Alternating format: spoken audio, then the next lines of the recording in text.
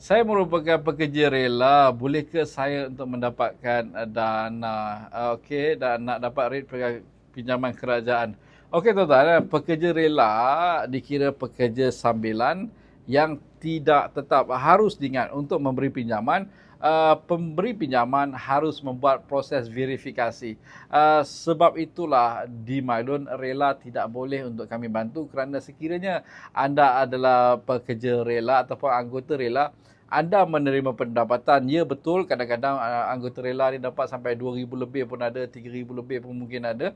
Tetapi tuan-tuan, proses verifikasi itu tidak dapat dilakukan. Kerana sekiranya contoh bank A nak bagi anda pinjaman, dia nak minta nombor telefon majikan dan sekarang ni kalaulah dia telefon pejabat rela, adakah anda bekerja dekat situ tu, mereka akan menjawab anda adalah sebagai anggota saja, bukanlah pekerja rela. Lebih kurang macam tu tuan-tuan. Kesimpulannya, sampai sekarang anggota rela tidak dapat untuk membuat pinjaman peribadi daripada bank, koperasi dan agensi kerajaan. Tetapi kebanyakan juga anggota rela adalah bekas penjawat awam yang menerima pencen, dan kami membantu mereka mendapatkan pinjaman dalam bentuk pinjaman persara dengan kadar faedah di bawah RM4 sahaja.